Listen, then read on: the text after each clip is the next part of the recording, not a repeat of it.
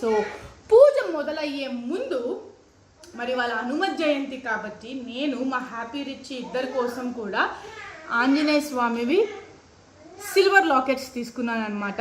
So ఇట్లా so ఇంక ఇవి కూడా ఇప్పుడు దేవుడి దగ్గర పెట్టి పూజ చేసిన తర్వాత ఇద్దరికి కూడా మెల్లో టై చేసేస్తాను. సో దట్ వాళ్ళు బలంగా హెల్దీగా స్ట్రాంగ్గా ఉండాలి అని కోరుకుంటున్నాను. సో వచ్చేయండి.